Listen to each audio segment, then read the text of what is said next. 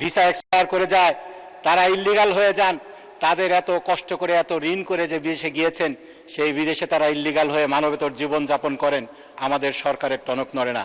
গত মাসে মালয়েশিয়ায় গিয়েছিলাম, 10-15 বছরে তাদের সেই ভাগ্যের সেই সমস্যার সমাধান এখনো হয়নি।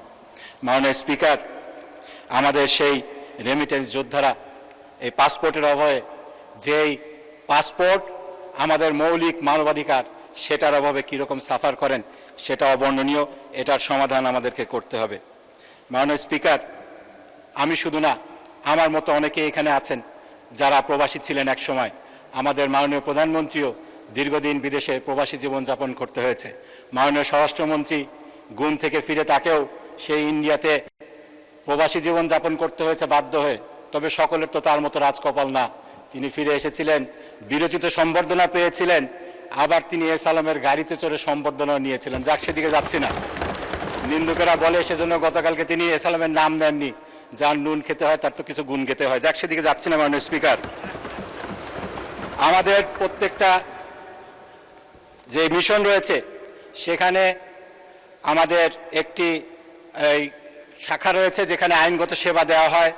বিভিন্ন সমস্যা যেগুলো রয়েছে, যারা শ্রমিক রয়েছেন তাদের সমস্যা সমাধান করার জন্য একটি শাখা রয়েছে, কিন্তু সেটা শুধু নাম সর্বস্ব শাখা।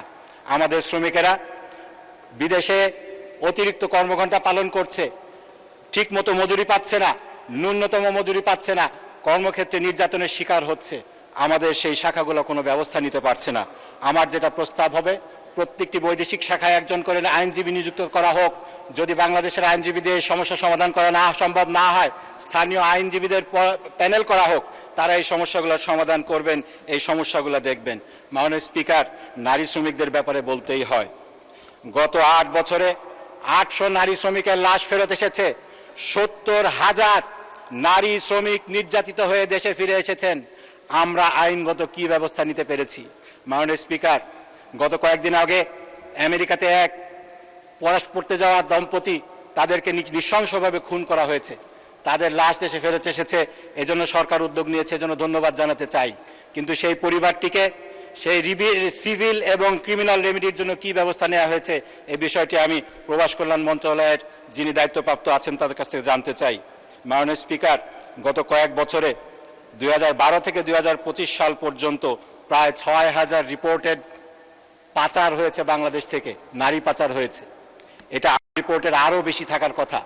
এই নারী পাচার রোধে, মানব পাচার রোধে, এই মডার্ন স্লেভারির যে বিষয়টা রয়েছে, এই বিষয়ে আমরা কি করছি এটা আমাদের ভেবে দেখা দরকার। মাননীয় স্পিকার, আমি এরপরে দীর্ঘদিন যুক্তরাজ্যে ছিলাম, যে যুক্তরাজ্যে আমাদের দেশে প্রায় 5 থেকে 7 লক্ষ লোক বাস করে। আমার এক মুরব্বী ঠাট্টা করে বলতেন, তোমরা যারা ইউরোপের উন্নতর দেশে থাকো, আমেরিকাতে থাকো, তোমরা প্রবাসী না, তোমরা নিবাসী। কারণ তোমরা তো দেশে ফিরে আসবে না, সেটাকেই তোমরা তোমাদের দেশ মনে করো। মাননীয় স্পিকার, আমি ফিরে এসেছি। আমার মতো অনেকেই ফিরে আসতে চায়, কিন্তু তারা ফিরে আসতে ভয় পায়। আমাদেরকে চিহ্নিত করতে হবে, এই ভয় শুধু জানের ভয় না, এই ভয় সম্মানের ভয়। এই ভয় ভালোভাবে বেঁচে থাকতে পারবে কিনা সেই ভয়। আমাদের যে দেশ থেকে যে ব্রেন ড্রেন হয়ে যাচ্ছে পাশ্চাত্য বিশ্বে, এটার কারণ কি? প্রথম জেনারেশন তাদের দেশে ফেরার একটা স্বপ্ন থাকে, দ্বিতীয় জেনারেশন কেন বাংলাদেশকে নিজেদের দেশ বলতে লজ্জা পায়? আমরা দেখেছি, আমি নাম নিতে চাই না, আমাদের একজন দ্বিতীয় জেনারেশনের প্রবাসী কিংবা নিবাসী পার্শ্ববর্তী একটি দেশে বিলিয়ন বিলিয়ন ডলার তিনি ইনভেস্ট করছেন, আমাদের দেশকে কেন বেছে নিচ্ছেন না, সেটা আমাদেরকে ভেবে দেখতে হবে। মাননীয় স্পিকার, সেজন্য আমি যেটা প্রস্তাব করতে চাই, এই বিষয়টাকে টপ প্রায়োরিটি ধরে একটি সংসদীয় টাস্কফোর্স গঠন করা হোক। প্রবাসীদের সমস্যার সমাধান আরও একটা রয়েছে, আমি খুব সংক্ষেপে যেটা বলতে চাই। দীর্ঘদিন প্রবাস থেকে যখন তারা দেশে ফিরে আসেন, তারা যেহেতু দীর্ঘদিন প্রবাসে থাকেন, এখানের সমাজে তাদের ইন্টিগ্রেশনের সমস্যা হয়, অর্থনৈতিক পুনর্বাসনের সমস্যা হয়। এই সমস্যার সমাধানের জন্য আমাদেরকে ব্যবস্থা নিতে হবে।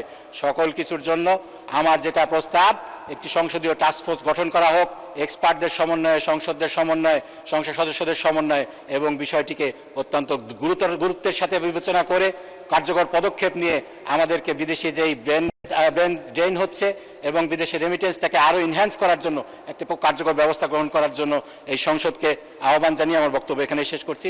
ধন্যবাদ মাননীয় স্পিকার।